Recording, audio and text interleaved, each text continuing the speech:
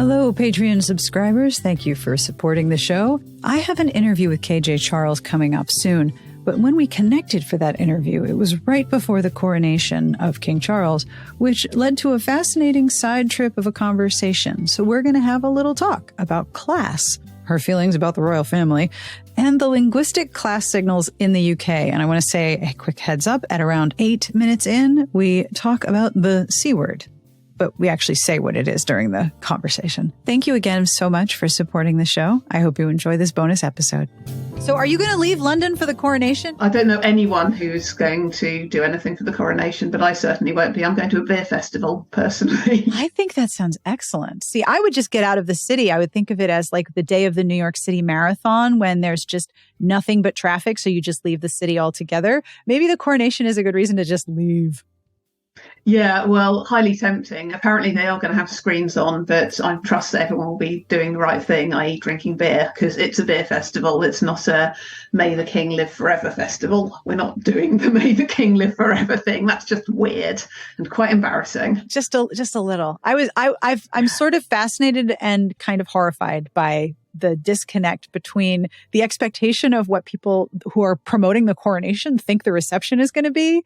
And it's like, do you not understand? You're almost turning your public into Twitter. Like, everyone's going to hate this the more you talk about this. There's a bunch of people who are absolutely going to die for it. I mean, the hardcores are going to be out there absolutely jizzing over this. Mm-hmm.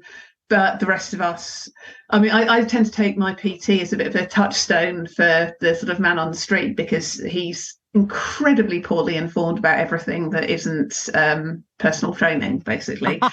And so, but, you know, if he sort of goes, oh, yeah, what about the election then I know that the message is cutting through to even the hard to reach. So I asked him about the coronation. He was just looked at me and like, oh, you know, complete bypass. Whatever. So, yeah. So, no, anyway, I will have a pint of beer in my hand and be doing more useful things. I have a neighbor who is very into all things royal, and she got up early to watch some of the weddings. She was watching the funeral, and I was like, so are you getting up at 6 a.m. Eastern time to watch Charles? And she's like, absolutely not. I'll tell you though, I swear, you know, all of the people I've seen being excited or interested or even engaging with the monarchy in any way online these days are in fact not British, because I think it's actually quite tiresome and embarrassing that my taxes are supporting these people at this point. And, I can understand that feeling. Well, you know, if you're sitting there going, oh God, and I worked in Kensington Church Street, just up from Kensington Palace, when Princess Diana died. Oh, and if you ever want anything to put you off, like monarchyism and royal watching and whatever, like, I couldn't get to work. You literally couldn't. I had to get off the tube and stop early because the tube, rock solid, had to walk in, had to go a different route round because of the streams of people. It was madness. Absolutely bonkers. That is, wow.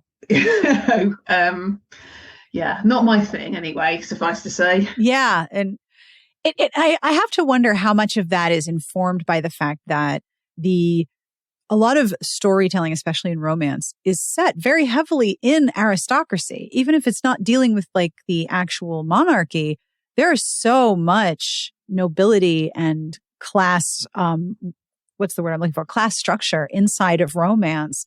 I'm wondering if that just sort of feeds a low-grade interest in, oh, wait, that's all real? That's a thing that happens? Like, well, yes. No, I'm sure. Well, I mean, you know, as a soap opera, we love soap operas. As a soap opera, it's fun to watch. It's a soap opera. I mean, I'm not a reality TV person anyway, particularly not when I'm paying.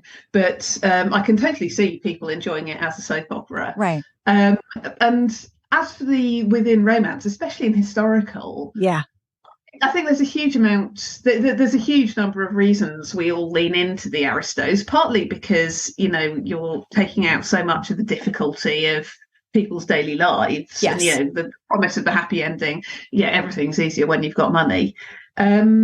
And also, you know, we do love a power imbalance. And if you're British, power imbalance is all about class. I mean, if you're anyone, power imbalance is all about class, but the British are the ones who are really overtly obsessed with it. Yes. So yeah, I mean, writing classes tends to be at the heart of an awful lot of my romances, just because it's sitting there begging to be used, and Absolutely. you can't get more overtly class than one person has a title and one doesn't. So Yeah. I read it somewhere, I think it was Kaylee Donaldson who described the British obsession with class as a full-on fetish. Like there could be fetish clubs devoted to just exploring class inside. Oh God, I mean, it's the amazing we're not even nitpicking. What's the word I'm looking for? People like fractal it down to the tiniest things. There's a wonderful book called, oh God, Observing the English, Inventing the English, something like that, by a woman called Kate Fox, who's a sociologist. Absolutely brilliant book, but it just goes into the most insanely granular detail of all these tiny things that define class, and down to the brands of things, and exactly when you eat your tea and what you call your tea and what you call your bread roll and how you apply the butter. And so much of it rings true when you read the book and you think, oh my God, are we this sad? We really are. And it's all through the layers. So people think of obsession with class as an upper class thing, but it's really not. Have you ever watched, do you get Victoria Wood over there? No, have you ever I watched haven't. Victoria Wood? Okay, she's one of the greatest comedians of all time, and if you ever get an opportunity, you should try and watch her, because she is just insanely funny. See if you can Google her Let's Do It song, and I promise you it will be an experience you'll love. But one of the things she also does is she was just an absolute master at identifying these tiny little middle class things, and these little tiny battles between who's slightly, am I more middle class than you? And an entire career based on that. So yeah, the Brits are, but again, I swear to God, it's everyone, and we just admit it. No, it's absolutely everyone, because I was reading about how one of the current TikTok trends, I look at TikTok as like a thing that I am not involved in, but I am fascinated with, because I love a new form of social media. And I honestly feel like I'm on a rocking chair on a porch of a very older person's home, watching young book talkers like talk about, oh, wait, can I get paid for the work that I'm doing to promote books? Like, yes, you can. Come talk to me. I was there 20 years ago. Come talk. But right now on TikTok, one of the things that everyone's talking about is the idea of quiet wealth and quiet class. And I'm like, first of all, it's not quiet. You just don't know the code. And once you know the code and all the granular iterations of the class code that you're trying to identify, then it's very loud. It's extremely loud. You just have to know the code. And that is playing out on TikTok as much as it plays out in people's lives, which is really kind of astonishing. Like we have not moved on. No, exactly. And it's what you're saying about codes is completely right. Can I swear? Am I allowed to swear? Please swear as much and as often as you like. I have no FCC oversight. Well, you might have to cut this bit long and say it anyway, because it's interesting. Please tell me all the things and curse all the ways. Well, no, the reason is that there's as you may know, cunt in British English is not the same as it is in American English. So It doesn't, generally speaking, have the big misogynist thing. It's just a particularly rude word.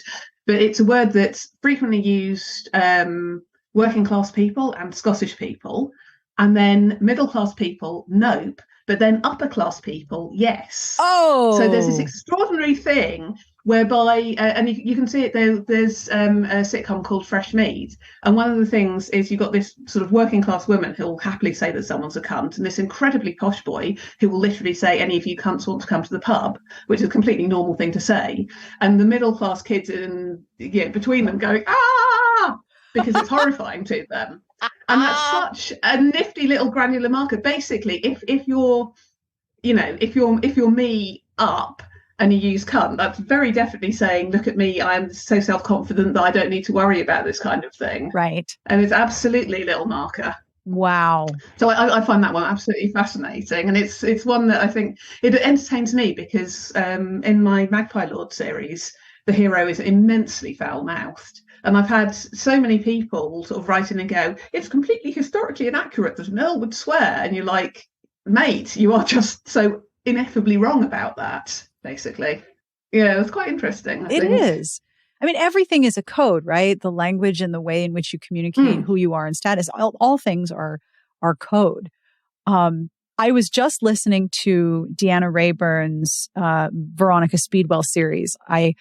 If I get really stuck in a book rut, and I'm going to get to comfort reading in a minute, I will go back and listen to books that I've read, because if I hear them, I hear different things. And in one of the early books, somebody describes Queen Victoria as having all of the class markers of middle-class Germans. Yes, absolutely. And I had to like hit pause and just sit down for a minute. And I was like, wow. Yes. No, but she was staggeringly middle class. I mean, but actually a lot of the royal family are. Yeah. It's, famously the Queen insisted on like having cheese, I think little Tupperware boxes with leftovers and that kind of thing. And, but you don't think, you're thinking, because there's a real thing of, oh, if you're rich, you must be like Trump and have a gold toilet. But actually, in Britain, if you're rich, proper old money are the people who are wearing the scruffiest old coat in the room. Oh, yeah. Because, 50, 60-year-old wellies, right? Kind of thing. And that was a real marker of old money because, again, you don't have anything to prove. No.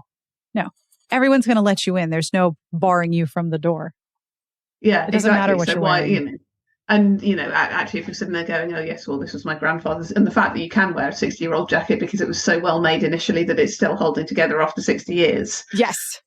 But there's one of my books which is set in a stately home, proper English. I actually used that because they've got this house party going on.